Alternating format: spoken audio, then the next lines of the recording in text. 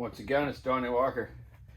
Okay, yesterday we talked about the jonsered 2165 that I'm redoing. So we got that stuff apart we talked about yesterday. Cylinder off, all the covers off. Now we're down to the tank, the clutch, flywheel, and separate the crankcase. So yeah, you're working on U size. You see more things wrong than people think there was. There's lots of little things going on with this thing. Originally I wasn't even going to do it, but I am going to do it for the fella. So let's get out of here. So yeah, I did notice that the crankcase has been changed. One and a half is different than the other.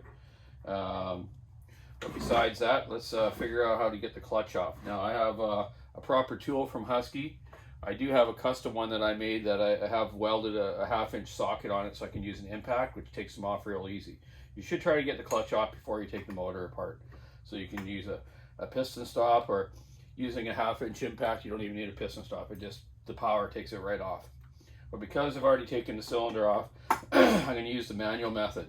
This file handle, plastic one, fits perfect in the crank here from it turning. Then I'm going to put the tool on here and try to get it off. These are pretty hard to get off sometimes. Sometimes you need to use a bar to give you more leverage. So I'm going to put this in the vise, and I'm going to use this bar on the end of this tool here. One other thing I wanted to show you was the top end wrist pin and piston. In the piston, it's really wore on the sides here. So something has been floating around in there, that crank, wearing that out. So we're changing the crank anyways, but I think we're going to do a new piston. To take the wrist pins out, you can get a socket just the right size, or I have the special tool from Husky. Does all different pin sizes to get it out. Very handy little tool. And put your circlips and your bearing and wrist pin in a bag, so that way you don't lose it in the box of other stuff.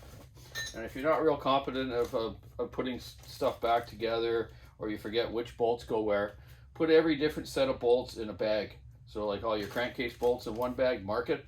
Cylinder bolts in one bag, you know, you get what I mean. It just helps you out when you go to put something back together, when you take it apart and it's been apart for a long time. So let's get this in the vise and get this clutch off. And then the flywheel, I'll show you how I knock that off. I don't use the special puller or nothing on the flywheel. Okay, get this in the vise good. Brought this nice new, or a nice old little vise for my dad actually. Okay, so let's get this. Oh, of course, it's just in the wrong spot, eh? Let's turn this thing. There we go. Okay, get that bar. Need some leverage. Johnson bar. A little longer than I thought. Okay. Go down this way. Like so. Boom. Got her off. So what it takes is the leverage. Doing that just with that tool is pretty impossible. You can do it, but it's hard. Okay, so there's our clutch spun off. Well, we have the clutch off. Look at all the little details of this crankcase. Make sure there's no cracks in it. The oiler is in good shape. I don't know if you guys can see that okay. Maybe I want to zoom in a little bit. Okay. Hope everyone's having a good morning. Yeah, let's go. There we go. I put one of my work boots on today, so my handicap boot cast thing here is even with my legs are even, because my back was pretty sore last night and my leg was cramping on me. Okay, so I've already took the rivet out of the brake handle. That's a common screw to lose on 365, 372s and these models. So I drilled that out. Okay, looking at the oiler, no clutch springs are rubbed it and wrecked it or anything, but the one oil line's kind of hanging out of there, so it would have been leaking oil all over the place. Okay, let's get our flywheel off. I'll show you how I get them off. 13mm socket. They're all 13mm on these models. Okay, set that aside. And I just hold the weight of the flywheel up with my fingers and just tap on the outside of the opposite side. See? They just pop right off. The integrity keyways on these Super easy to get off. Not like the old 2100s, 288s. Oh my goodness, getting them off are a pain in the butt if you guys have worked on them. Okay, non-rev limiter ignition. Let's just get that off there. I'm going to use a 4mm Allen driver. I get these snap-on ones that are very good quality. They don't round off on the edge, and they work good with my impact. A lot of times I try to loosen stuff by hand so you don't strip the Allen bolts, or on the Allen bolts on almost all saws. Clean the heads out with a little pick like this, okay? That way you're not going to strip it. Torque screws on Stills and newer Huskies are much better. They don't strip as easy, but you still should clean them out. There's our air turbojet, or our air injection. You know, jonsered called them turbos. Everyone's like, wow, I'm gonna get one of them turbo saws. No, they're not really turbos, it's air injection. Okay, let's go back to our oil pump side. But yeah, let's get the tank off first. One more bolt to take the tank off. The limiter screw for the tank is already out. They go right here. It's a screw with a little just a smooth end, so you don't overstretch your mounts. A lot of people wonder, well, what are these screws for, you know? Well, that's what they're there for. They call them limiter screw. So that way you don't over torque your mounts and break them so easy. Guys still do them. Okay, so those are out. Let's get our switch back here. Switch back here is just pushes in, eh? Undo your wires, negative, and the blue wire that's to the coil. That screw for that mount's off. That screw, limiter screws are out. Should just pop out now. Should. There we go. Watch on these saws too, on the Huskies and the jonsered of these models. You got this black rubber sleeve. A lot of people take it apart and go, where did that go? It goes right over that part of the crankcase. So when the fuel tank's on there, it's like a limiter too. It's right in that hole there. If it was just steel on the tank, then it would vibrate more when you overstretch it. So just make sure you don't lose that on the ground like I just did. Throw it in your box. Ready to go. This crankcase has been JB welded. See, someone's done something here. So it's really suspect that obviously someone changed the crankcase on this. Set that aside. Let's get our back cowling off here for our under our carburetor, where all the fuel line and our throttle comes through. 4 screws. And I was going to degree this motor, but I'm going to do it when we put it back together, okay? Sorry if you're tuned in today to watch for that, but that's not happening today. And probably not, maybe tomorrow. See how it goes. We got other stuff to do as well. Trying to do a few things at a time here. Okay. Let's get our chain brake off and our screws here for the plate over the chain brake. There's a maintenance thing that a lot of people don't do. They wonder why their chain brake's coming on too easy. It gets a lot of crap built up in here. So you should take these off once in a while when you're servicing. Clean out around your actuator arm here and your brake spring. Remember, these brake springs can come flying out at you pretty hard. So make sure the brake is on when you take it apart. Take these 4 screws out of here. That was stripped. And just watch the spring don't pop out of you. Take this off slowly. Put your hand on top of that spring. Hold your hand on there. Take this arm off, the actuator arm, and your little spring here. And take a screwdriver and simply pop the spring up. Watch it don't fly anywhere. Okay, there we go. That one's off. See how much stuff's in there? So this thing wouldn't be able to activate properly or release properly. So that's a dangerous thing. It's good for your safety. Okay, inspect the spring, the band. Looks pretty good. It's a little bit of wear, but hardly ever change a brake band on a Husqvarna. On these models anyways. Not like 395s and 394s where they misalign the cover and the brake band rubs on the clutch drum.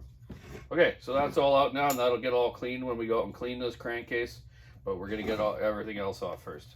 There's our oiler gear, and it's driven by the clutch drum, right? The clutch drum turns with the notch in it, spins the oiler gear to pump your oil out of your reservoir, out of your pipe there. See that grommet there hanging up? That'll leak oil. They don't want oil right. So whoever put it back together didn't do the right way. This drum is wore, the hard surfacings come out in the drum here.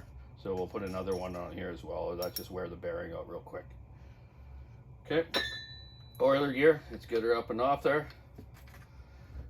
It's in pretty good shape. Ends of the drive are good and everything. Okay. Then here's the famous sleeve on these models that everyone talks about sucking air, like the Chinese aftermarket ones, saws that are built that they don't use this O-ring and they should. So this sleeve here has this washer, and people when they put them back together don't understand. The sleeve goes into the seal, and I'll be showing you that when we reassemble. And then a little O-ring goes under there. So under this sleeve, the O-ring seals it between here and the inner race of the bearing, so it doesn't suck air through there. Okay. Then you have the outer part of the seal riding on this sleeve here. So yeah, let's put that in the box. Clean our little oil holes, oil screws out. Now these screws normally have Loctite from the factory, or a little bit of sealant so they don't suck air through the holes, because they can come through the threads from the crankcase. You can put a little glue on them, or a little Loctite. A little glue is better. Normally they're shorter bolts in the oiler with no flange on this screw, right? Okay, so we set them aside. Now we take our oiler out. Take the feed pipe out. Okay, check it out. All looks okay. The adjustment screw is still on the bottom. It spins okay. We'll give that a little clean when we put it back together. Alright, our oil line. There's our pickup. Screens on it. Sometimes these older Huskies, this thing dangles around there for years and years and years. The screen might wear off and come off. So then you're going to suck crap into your oiler. So make sure that's on there. And blow the oil line out before you assemble it. And we'll go through that too. So this side really is all taken apart now. I got this little plastic piece here that's just a wear guide against the magnesium. You can just give that a little pop out. It's just plastic. You go from the opposite side and give it a little tap. Okay.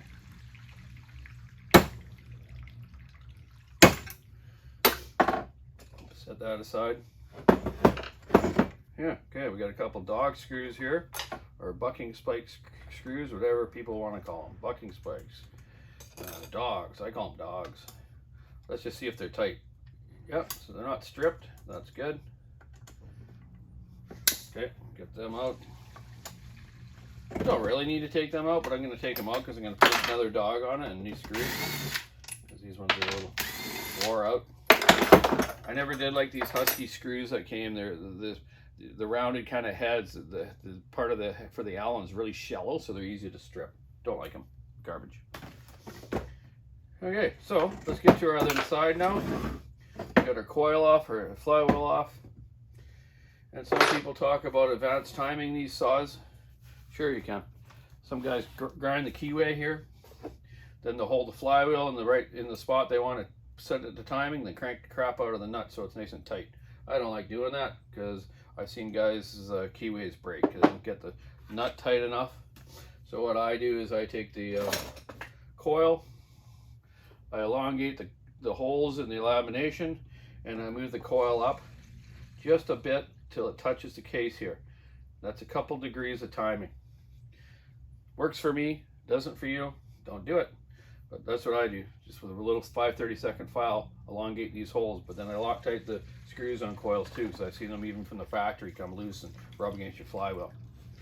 Okay, so it's all apart now. Now we need to take the crankcase screws out. There's 6 of them. 4, hidden one down there and one out here. And remember, drain your oil out. There'll be oil all over your bench, a big mess. I already did that. Most people ship them to me without oil and gas because definitely don't want them leaking on couriers because you'll get a big fine and you won't be able to ship again. So clean the heads out. You can get some air in there too and clean them out. So we don't strip them out.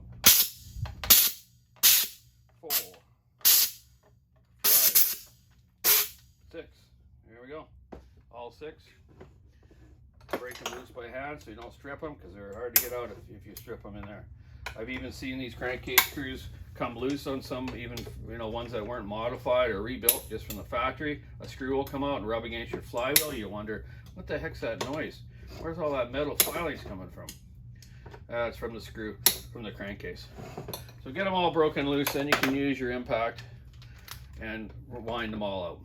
Just don't take that long. You just got to know the sequence of doing it. It's not rocket science. These are some of the easiest saws to work on. Years ago, I did a warranty program with Husqvarna and swapped crankcases on brand new saws. I did I think a couple hundred of them, and I could change the whole short block in like 45 minutes. Take the saw apart, put it back together, 45 minutes. Okay, 6 screws. I know which ones they are, but if you don't, like I say, put them in a bag and mark them. Case screws, all the same size. Okay, so just have a visual inspection. Case screws all out. There's nothing worse than trying to take one apart and you didn't take the last screw out and you end up breaking it.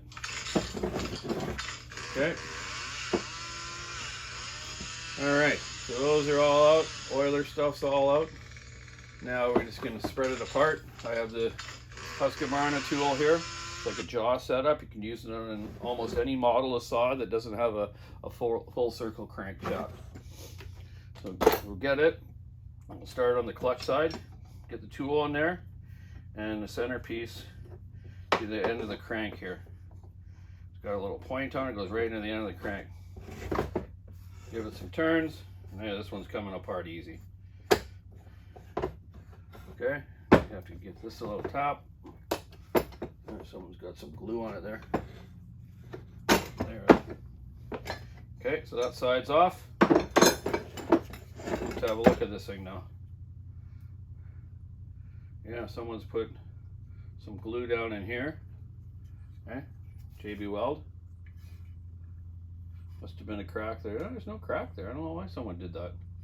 Maybe their gasket was leaking and they put that on there instead of taking it apart and doing it. There's no cracks in the main housing part, none around the bearing.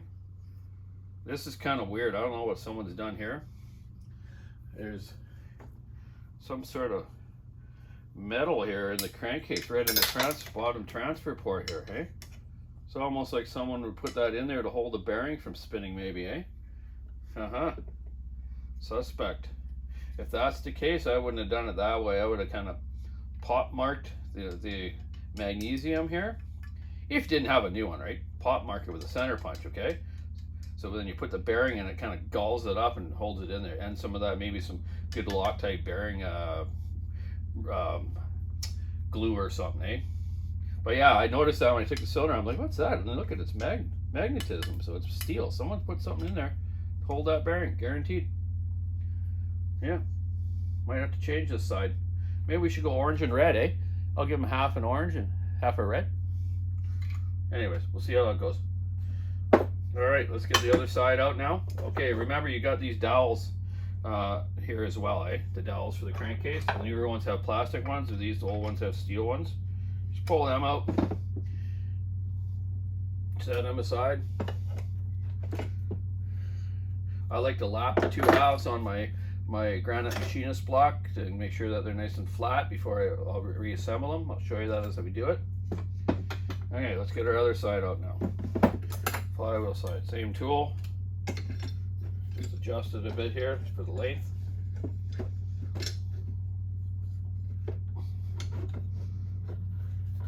Get it in the end of the crank. That's where they got that little divot hole in them there. Okay, there you go. Turn it. Sometimes they're a little hard. You gotta get a little smack and break the bearing loose, but this one's coming apart no problem, which is good. Don't want to have to use hammers, right? Okay, so there we go. That side looks okay. All the there's no cracks. The bearing's moving and not burnt up, but we're putting new ones in anyways. One top hole stripped. We'll put an insert in that for the top cover. This here for the brake handle where it goes to the starter screw. We'll flatten that off and make sure that thread's good. If it isn't, I'll put one of those metal inserts I showed you yesterday in there and go from there. So there we go. There's the jonsered red saw part. Let me just show you what I'm gonna put in it. Right over here.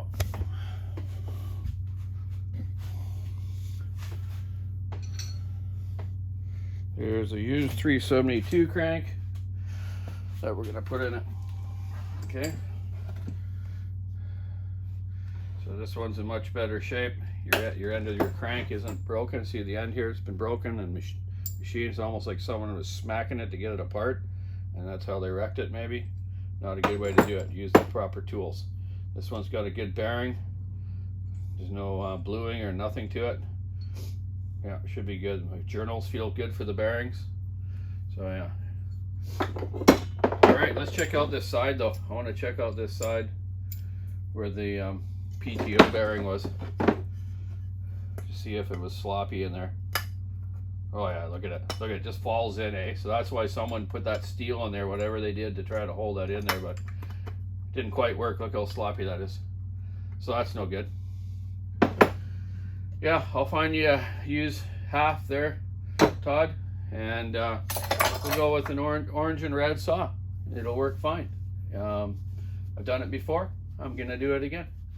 So there you go. That's the strip down of a crankcase for a jonsered 2165 rad saw, and a 365 Husky, and 372, and a couple other models that are similar. So now I'm going to clean all this up, all this stuff, get another half, and I'll show you how we're going to put our new OEM bearings in there, and seals, gasket, and then start assembling it. Once it's all assembled, then we'll put the degree wheel on it, and I'll show you what my timing numbers I use for these. It's quite basic. It's a basic work saw build.